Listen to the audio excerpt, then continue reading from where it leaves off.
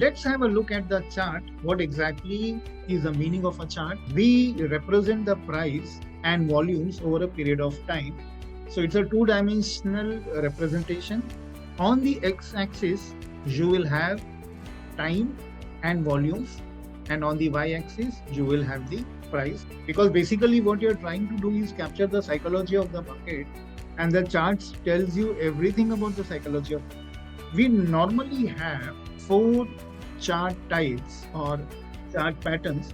So one is a line chart, bar chart, third one, which is the candlestick, and finally you have the point and finger. Line chart is very simple to draw, very easy to understand. Some people prefer using the line chart. So this is what a line chart captures. So let's say this is the line chart of the closing prices. So you can see for yourself what happened to this particular underlying over this 6-7 months period. But it does not tell you so much about what happened during the course of the day.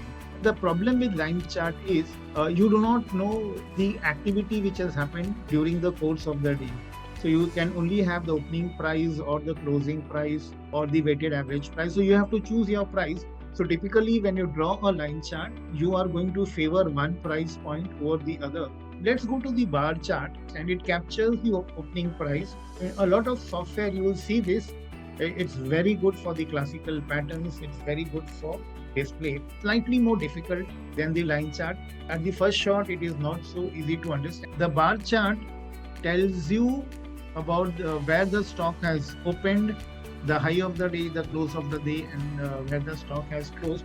So at least in that respect, it is slightly better than the line chart. To the third one, which is the candlestick, sometimes also called as the Japanese candlestick. Candlestick is the most widely used technical indicator, the chart anywhere in the world. The candlestick holds a lot of information.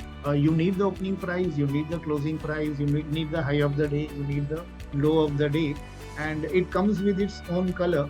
This is a green candle. What it indicates is the prices opened here, it made a high here, okay?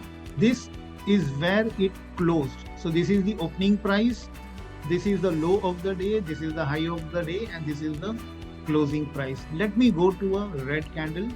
So what it tells is this is where the price opened, it made a high. You can see a very, very small tail here. This is the low of the day, and this is where the price closed. So this is how you read a candle. So it tells you what has happened during the day. There is a lot of information which is there in the candle chart if you know how to analyze it. Point and fingers are normally not so much used in the market. It is said that it is good for long-term investors because in a way it defines your entry-exit points. It's also helpful in monitoring supply and demand. Unlike the other 3 charts where time was also equally important, the point and fingers chart do not take into consideration time. It only tells you the buying point and the selling. There is no x-axis here which tells you the time. So time is not plotted.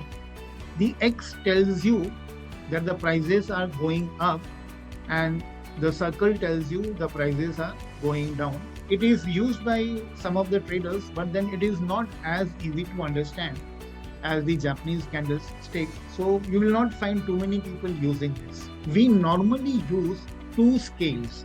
So one is a linear scale and the other is a log scale.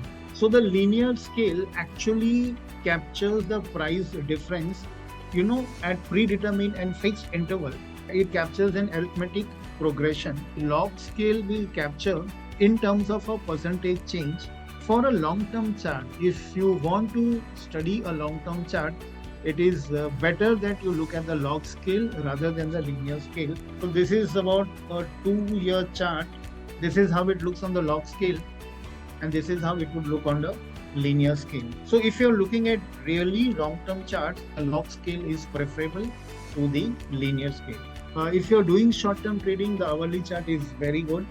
But if you're using charts for a long-term investment, then definitely the weekly chart and the monthly chart will be much more useful.